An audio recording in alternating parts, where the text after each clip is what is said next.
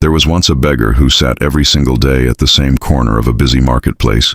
He stretched out his hand to strangers, asking for a coin or two, believing deep in his heart that life had given him nothing but misery.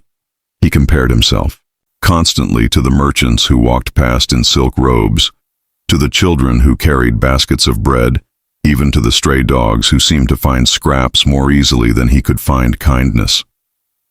His mindset was fixed. The world was cruel, unfair, and hopeless. Because of this belief, every word he spoke was bitter, every gesture was full of defeat, and every day felt the same.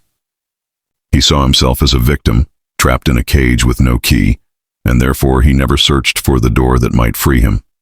One afternoon, while he sat with his empty bowl, an old man stopped by and watched him for a long time. The beggar grew impatient and said, "If you're not going to give me something, then move along. I don't need pity." The old man smiled gently and replied, "I have no coin to offer you, but I can give you something far more valuable. I can show you how to change your life." The beggar laughed harshly, his voice dripping with sarcasm. "Change my life? I am nothing but a beggar. My life is set in stone. Do you not see my rags, my hunger, my misery?" But the old man simply shook his head and said, "Your life is not determined by what you wear or what you hold in your hands. It is determined by what you hold in your mind." These words struck the beggar, but he dismissed them quickly. That night, however, as he lay beneath the cold stars, he could not forget what he had heard. He asked himself, "What if my suffering comes not only from hunger, but from the way I see myself? What if I have imprisoned myself with thoughts of defeat?" For the first time, he considered that perhaps his begging was not his destiny, but rather a choice reinforced by habit and belief. The thought unsettled him, but it also lit a small fire of curiosity inside his heart. The next morning, instead of extending his hand with bitterness, he decided to greet passers-by with kindness. He said, "Good morning," with a smile, even though his stomach was empty. To his surprise, people looked at him differently. Some even stopped to talk. One merchant said, "You have such a pleasant greeting. Why do you waste it here? I could use someone like you to welcome customers at my shop." The beggar was stunned. No one had ever suggested he could be useful. For years he had believed he was worthless, so he had acted worthless, and so the world had treated him as worthless. But with one small shift in attitude, opportunities began to appear. Still, his old mindset fought back. That night he argued with himself, "You are just a beggar. Who are you to think you can work in a shop? You don't deserve better." But then he remembered the old man's words. Life is determined by what you hold in your mind. Slowly, he began to see that his greatest enemy was not poverty, not hunger, not society, but his own thoughts. The battle was not outside but within. He realized that if he continued to think of himself as a beggar, he would remain one forever, no matter how many chances came his way. So he made a decision. The following day, he approached the merchant and said, "I may not know much, but I am willing to learn. Give me a chance." The merchant agreed. At first, the beggar felt clumsy, insecure, and afraid of failure, but every time those negative thoughts returned, he reminded himself, "I am not a beggar anymore. I am someone who is growing, learning, and changing." Slowly, customers began to like him.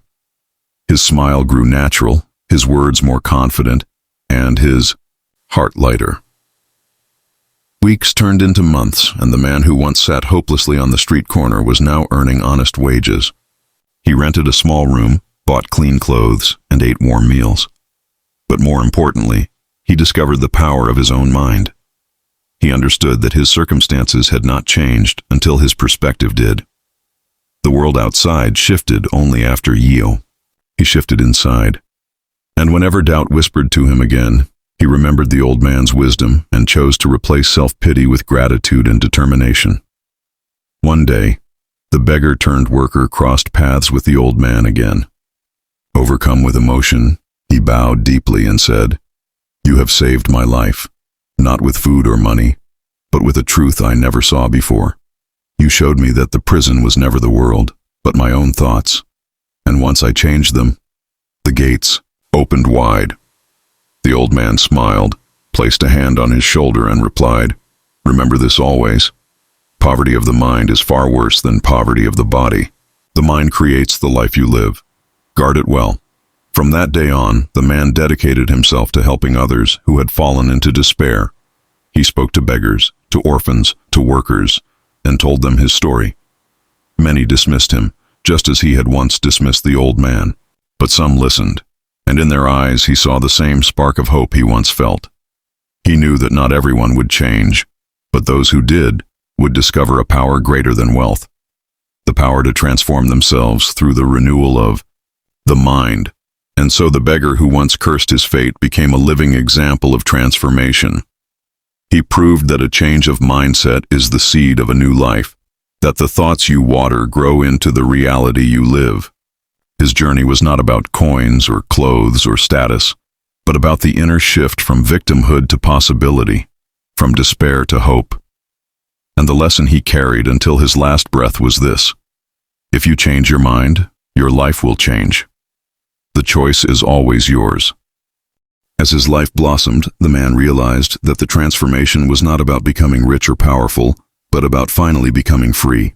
He was free from the chains of doubt, free from the poison of comparison, and free from the belief that he was doomed to misery.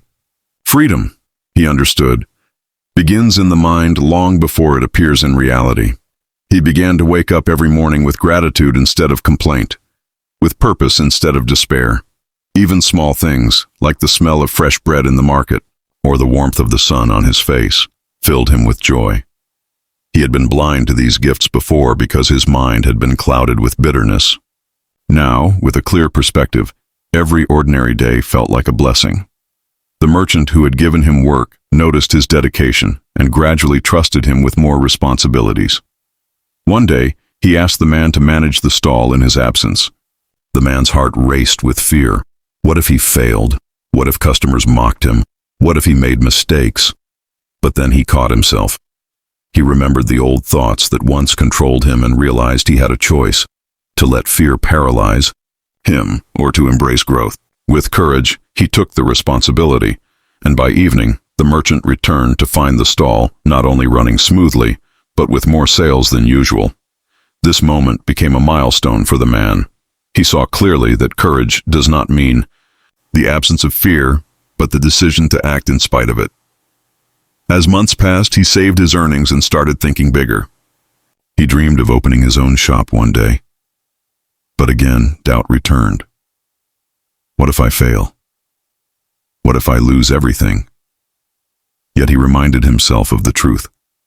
His greatest failure had once been inaction, sitting on the street corner waiting for life to change on its own.